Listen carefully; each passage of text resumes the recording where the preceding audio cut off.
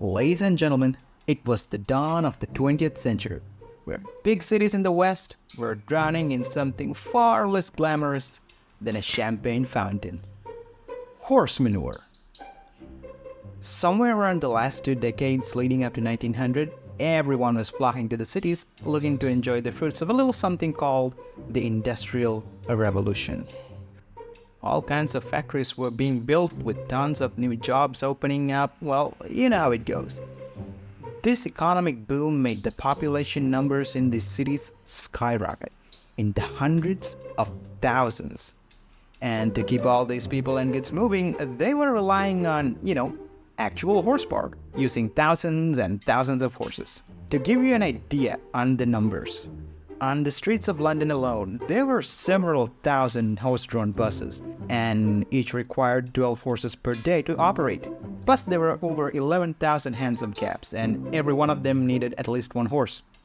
And that's just a couple of examples. The bottom line is that all these added up to a whopping total of over 50,000 horses, transporting everything and everyone around London on a daily basis. And across the Atlantic, according to some historical sources, New York had an insane number that's somewhere around 150 to 200,000 horses in the city. Along with London and New York, there were many other cities that grew dramatically around this time, and along with it, increased their population of horses. But here's the kicker. These horses weren't just trotting around doing nothing. Oh no, they were doing something. They were leaving behind a legacy. A legacy of, you see, unlike the exhaust fumes of fossil fuel-based vehicles we use today, pure horsepower emissions were a little bit more solid. Horsecraft. I'm talking about a legacy of horsecraft. Remember, there were tens of thousands, if not hundreds of thousands of these animals in the cities, and every one of them were casually dropping between 15 to 35 pounds of manure a day, every day, which led to massive amounts of the stuff piling up on city streets and sidewalks. This straight up created sanitation and health problems, as well as issues with foul odors and pollution. Even high heels became a fashion trend for both men and women because of this. People started wearing heels to elevate their shoes above the dirty, manure-filled streets to avoid getting their footwear soiled. In some areas, they tried to control the problem by having dirt carters pick up all the horse poop off the streets and have it hauled to specially designated manure blocks. But it wasn't effective enough. It was just a never-ending uphill battle. No matter how much crap they took away, tons and tons of fresh manure kept on piling up onto the streets all the time.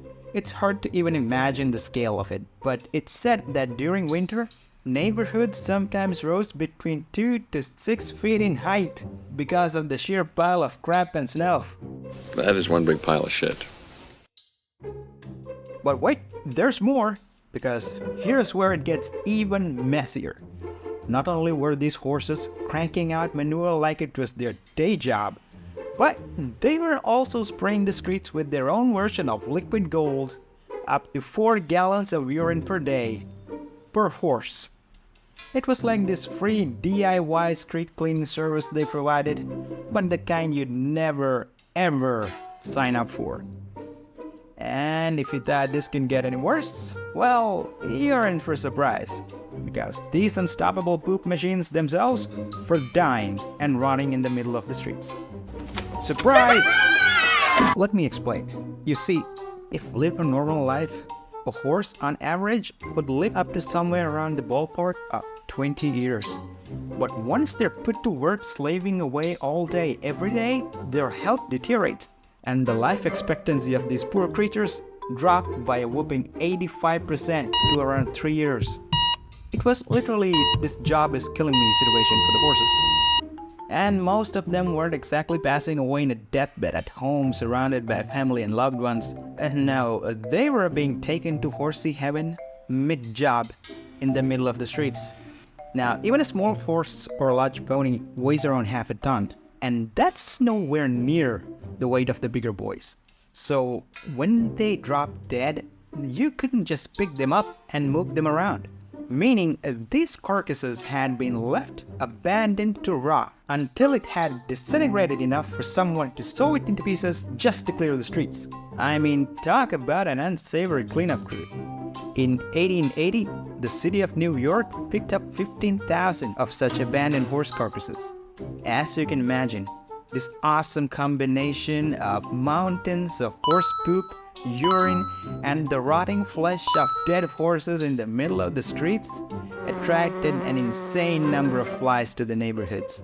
And these flies brought along typhoid fever and all kinds of other lovely diseases. It was like they were handing out souvenirs. Bright minds tried to bring new solutions to this problem. Maybe if we fed the horses less, they wouldn't poop as much. Perhaps we could control the usage of horses through taxation. They implemented street sweeping programs, established regulations on manure disposal, and even experimented with horse-drawn vacuum cleaners to clean the streets. And some cities encouraged the use of horse manure as fertilizer to reduce waste, but nothing worked. This problem came to a head in 1894 when the Times dropped a bombshell. Apparently, somebody did the math, and according to the numbers, it was Checkmate. checkmate. The article said, in 50 years, meaning around 1944, every street in London would be buried under 9 feet of manure. This became known as the Great Horse Manure Crisis of 1894. Yeah, people predicted that horse crap would be their biggest problem in the 1940s. Meanwhile, the average problems in the 1940s.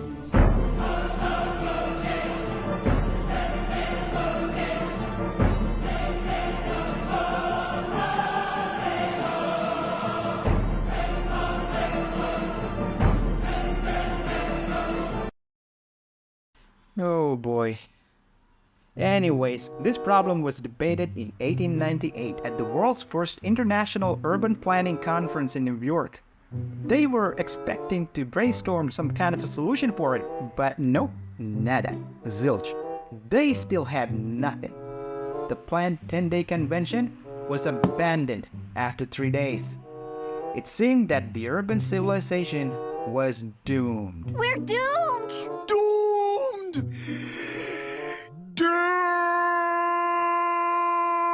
But wait, folks, just when it seemed like the cities were destined to drown in their own mess, along came the heroes of our tale. People like Henry Car Daddy Ford cracked the code and rolled out automobiles at prices even your cheap Aunt Mabel could afford. Electric trams and motor buses joined the party, booting those horse-drawn chariots to the curb faster than you can say no. And you know what happened next? By 1912, the problemo was solved. Cities bid farewell to their manure marathons and embraced an era of motorized marvels.